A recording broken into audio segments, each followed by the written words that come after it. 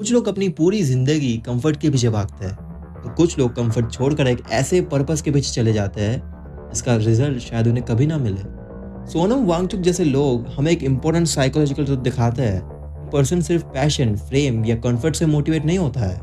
कभी कभी एक प्रॉब्लम, एक आइडिया या एक पर्पस इंसान के अंदर एक ऐसी स्ट्रॉन्ग एनर्जी क्रिएट कर देता है कि वो सालों तक स्ट्रगल करने के लिए तैयार हो जाता है। पता है सबसे इंटरेस्टिंग बात क्या है? अकॉर्डिंग टू साइकोलॉजी, जब भी किसी इंसान को अपनी लाइफ में एक डीपर मीनिंग मिल जाता है, तो उस इंसान के लिए स्ट्रगल का मतलब चेंज हो जाता है। मतलब जो चीज़ दूसरे इंसान के लिए सफरिंग लगती है, वो उनके लिए पर्पस है। फॉर एग्जाम्पल, शायद तेरे लिए जल्दी सुबह उठना पनिशमेंट हो सकता है, लेकिन एक एथलीट के लिए वो उसके ड्रीम का एक प्राइज है। मेरे लिए फेलियर का रीज़न हो सकता है कि क्विट करना, लेकिन जिस इंसान के पास पर्पस होता है उसके लिए फेलियर का मैसेज अलग होता है। वो लोग फेलियर को अलग तरीके से सुनते हैं। उनके दिमाग में ऐसा थॉट आता है कि try again but differently.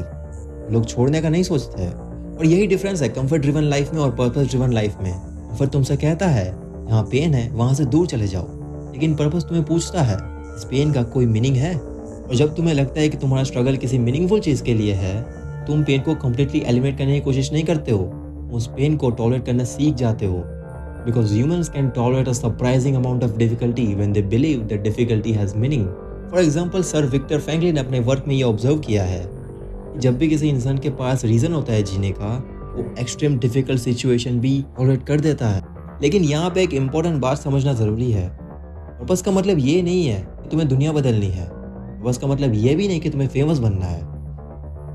Purpose का मतलब होता है तुम किसी प्रॉब्लम को सॉल्व कर रहे हो, कुछ क्रिएट करना चाहते हो, या फिर सिंपली अपना पोटेंशियल को बाहर लाना चाहते हो। लेकिन प्रॉब्लम यहाँ पे ही आ जाती है, उनमें से बहुत सारे लोग लाइफ में डायरेक्शन डिसाइड नहीं करते हैं। हम बस डिस्कम्फर्ट से बचने के लिए डिसीजन लेते हैं। डिफिकल्ट है तो छोड़ दो, रिजल्ट नहीं आ रहा है तो रुक जाओ, लोग क्या कहेंगे उसके अकॉर्डिंग चेंज होते जाते हो तुम। और धीरे धीरे हम एक ऐसी लाइफ जीते हैं जो कंफर्टेबल तो होती है लेकिन मीनिंगफुल नहीं होती है।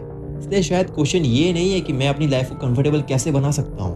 मे बी शायद डीपर क्वेश्चन ये है, मैं किस चीज़ के लिए स्ट्रगल करने को रेडी हूँ। और जब तुम्हें इसका आंसर मिल जाता है, तुम पेन को ज़्यादा टॉलरेट कर सकते हो नॉर्मल इंसान से, और फिर तुम पेन के अकॉर्डिंग लाइफ में डिसीजन नहीं लेते हो। And lastly, in my opinion, meaningful life वो नहीं होती जिसमें तुम सफरिंग ही ना करो। शायद मीनिंगफुल लाइफ वो होती है जिसमें तुम्हारा स्ट्रगल किसी चीज़ के लिए होता है।